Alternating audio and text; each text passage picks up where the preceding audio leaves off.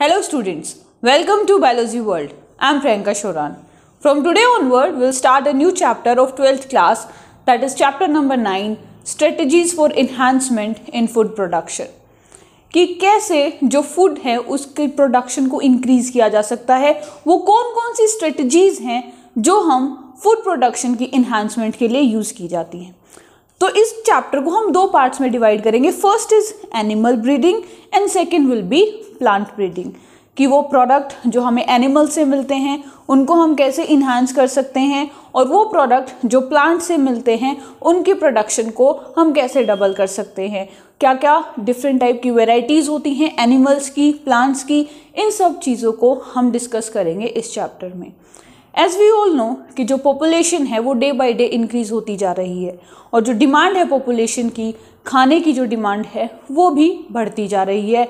और जो agriculture practices हैं, एग्रीकल्चर जितने भी चाहे एनिमल्स की प्रैक्टिसेस हैं या फिर फार्मिंग है, इन सब का जो प्रोडक्शन है, इन सब का जो यूज़ है वो धीरे धीरे घटता जा रहा है. तो इन सब चीज़ों को बढ़ाने के लिए, एग्रीकल्चर में टेक्निक को लाने के लिए इस चैप्टर को इस क्लास में इंट्रोड्यूस किया गया है. So first of all, what is animal husbandry? As we know कि दो पार्ट हैं, एनिमल ब्रीडिंग और प्लांट ब्रीडिंग. तो एनिमल ब्रीडिंग में पहला जो टॉपिक आता है that is animal husbandry. Animal husbandry bio की वो ब्रांच है जिसमें कैटल्स का रियरिंग और केयरिंग की जाती है. पहले सिर्फ यही लिखा जाता था कि रियरिंग ऑफ कैटल्स, उनको पालना, लेकिन अब आता है रियरिंग एंड केयरिंग, कि अगर हम कैटल्स को उनको डोमेस्टिकेट कर रहे हैं, उनको अपने पर्पस के लिए यूज़ कर रहे हैं, तो उनका ध्यान रखना भी हमारी ही जिम्मेवारी का काम है, हमारी ही रिस्पॉन्सिबिलिटी है. So what is animal husbandry? It's a branch of biology that deals with the rearing and caring of animals, of kettles. ठीक है, एनिमल्स का, कैटल्स का जो रेयरिंग और केयरिंग की जाती है उसे हम कहते हैं एनिमल हस्बेंड्री. जिन एनिमल्स को डोमेस्टिकेट किया जाता है उन एनिमल्स को हम कहते हैं लाइफ स्टॉक. जो भी एनिमल्स डोमेस्टिकेटेड होते हैं, ठीक है, या फिर सिंपल हम लिख सकते हैं all the domesticated animals are known as livestock. For example cow, buffalo, sheep, goat, camel, ये क्या है? ये सारे के सारे लाइव स्टॉक हैं. जैसे काउ हो गया, बफेलो हो गया, फिर कैमल हो गया, गोट हो गया, ये सब क्या आएंगे? ये सारे लाइव स्टॉक आएंगे. मतलब इनको हम अपने यूज़ के लिए, अपने पर्पस के लिए हम इनकी रेयरिंग करते हैं. साथ साथ में हम इन्हीं एनिमल्स में बायो का यूज़ करके, टेक्निक्स का यूज़ करके, डिफरेंट मेथड्स का यूज़ करके इन एनिमल से जो प्रोडक्ट मिल रहा है उस प्रोडक्ट की यील्ड को डबल कर देंगे. तो इस जो लाइफ स्टॉक है या एनिमल हस्बेंड्री है उसको एनिमल्स के बेसिस पे, डिफरेंट एनिमल्स और उनसे प्रोडक्ट जो मिल रहे हैं उनके बेसिस पे हम डिफरेंट सब टाइप्स में डिवाइड करते हैं.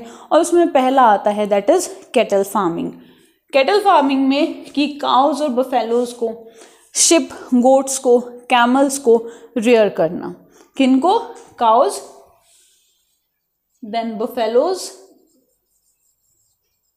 okay, then camels, sheep and goat. इन सारे एनिमल्स को, इन सारे एनिमल्स की रियरिंग और केयरिंग कैटल फार्मिंग कहलाती है.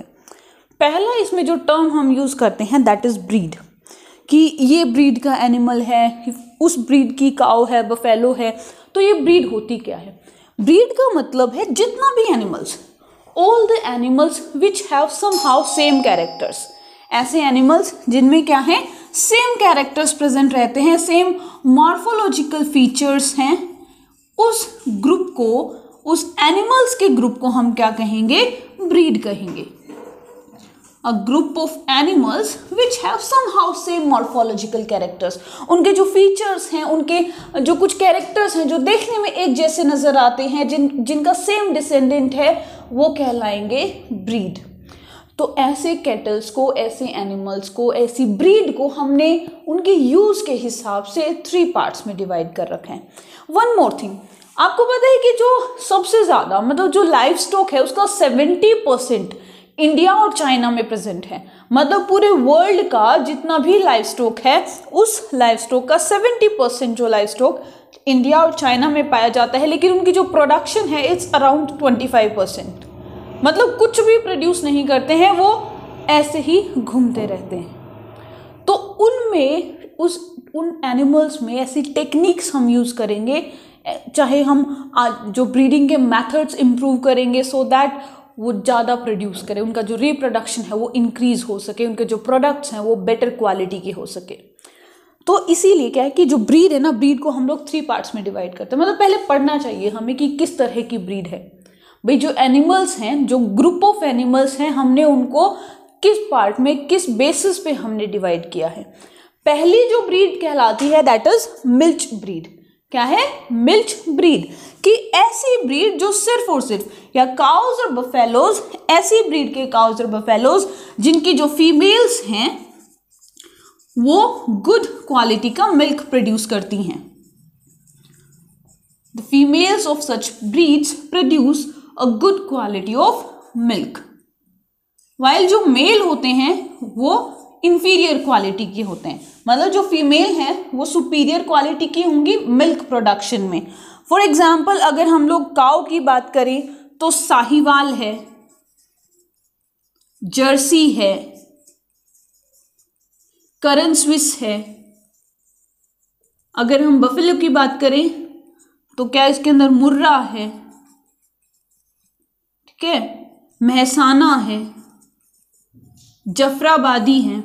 ये कुछ ब्रीड हैं काऊ और बफेलो की जो कि बहुत अच्छी क्वालिटी और क्वांटिटी का मिल्क प्रोड्यूस करती है। Second is draught breed. Draught breed में वो एनिमल्स आते हैं जो सिर्फ एग्रीकल्चरल प्रैक्टिसेस के लिए यूज किए जाते हैं या फिर ट्रांसपोर्ट के लिए यूज किए जाते हैं। इनके जो मेल हैं वो सुपीरियर क्वालिटी के होंगे। अगर हम किसके बेसिस पे कंपेयर करें, डोमेस्टिकेशन इनका किस हिसाब से होगा, ट्रांसपोर्ट के हिसाब से या एग्रीकल्चरल प्रैक्टिसेस के लिए। फॉर एग्जाम्पल इसके अंदर जो जैसे कि मालवी है, राजस्थान के अंदर जो ब्रीड पाई जाती है दैट इज मालवी। नेक्स्ट जो है जनरल यूटिलिटी ब्रीड या डुअल पर्पस ब्रीड। मतलब इनके मेल और फीमेल्स को, मेल्स को डोमेस्टिकेट किया जाता है ट्रांसपोर्ट के लिए, और जो फीमेल हैं वो भी गुड क्वालिटी और क्वांटिटी का मिल्क प्रोड्यूस करती हैं। लाइक हरियाणा, जो हरियाणा, पंजाब, राजस्थान में पाया जाता है ये जो ब्रीड है हरियाणा। देन थारपारकर, ओंगेल, ये क्या है, ये कुछ डुअल पर्पस की ब्रीड है।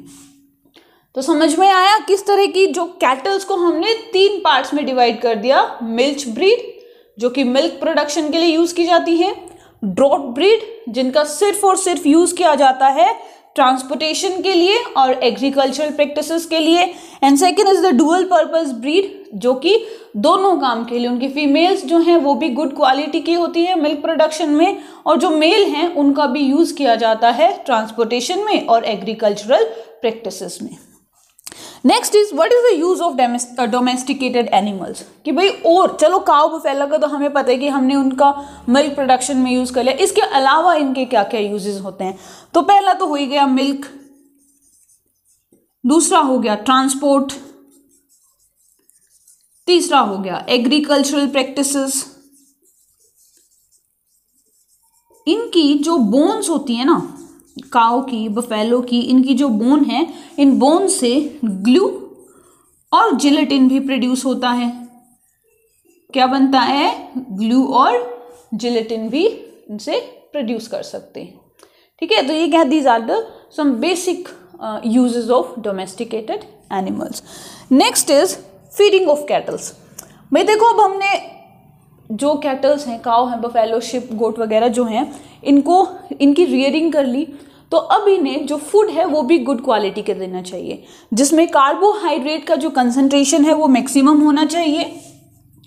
जो कैटल्स का फीड होगा उसमें कार्बोहाइड्रेट्स की कंसंट्रेशन सबसे ज़्यादा होनी चाहिए, प्लस में क्वांटिटी ऑफ वाटर ये भी ज़्यादा होनी चाहिए, और इसी के हिसाब से मतलब फाइबर और प्रोटीन के हिसाब से हमने इनकी फीड को 2 पार्ट में डिवाइड कर दिया, दैट इज रफेज जिसमें फाइबर का कंसंट्रेशन बहुत ज्यादा होता है, the amount of fibre is more. Next is concentrate. Concentrate के अंदर फाइबर का कंसंट्रेशन लेस होता है, लेकिन प्रोटीन का, कार्बोहाइड्रेट का जो कंसंट्रेशन है, अमाउंट है, वो ज्यादा होता है। रफेज के अंदर आ जाएगा स्लज, वाइल जो कंसंट्रेट है उसके अंदर आ जाएगा oil cakes, then the gram bran जिसको हम लोग जैसे खल बोलते हैं, बिनोले बोलते हैं, चूरी बोलते हैं, ये किस में आ जाएगा, ये कंसंट्रेट में आ जाएगा। इसके बाद जो नेक्स्ट और इम्पॉर्टेंट है वो है इनकी केस स्टडी।